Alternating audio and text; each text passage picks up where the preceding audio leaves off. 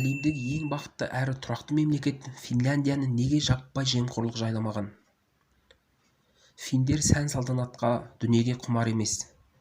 Олар үшін бұл орта ғасырлық көңіл көтерудің жаман әдеті болып саналады. Олардың түсінігінде алтын дәретхана орнату тек артта қалған адамның тірлігі. Халықтың есебінен өз отбасыңды байыту бұл өз халқын жек көру деген сөз. Тек азғындар ғана мұндай іске барады.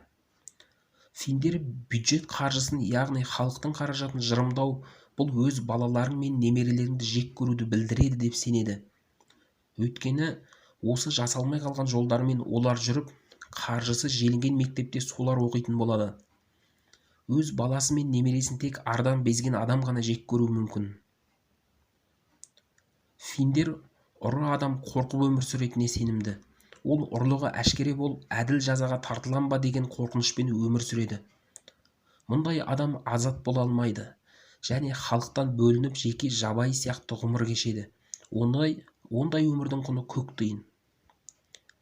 Финдер өз баласын жайлы, жылы жерге орналастыру оларға үлкен зиянын тигізеді деп санайды.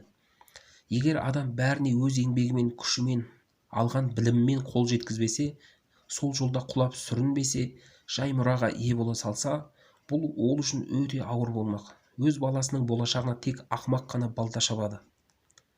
Дайындаған Тоғжан Қахарбек. Жазба ұнаса лайк басып каналға жазылыңыздар.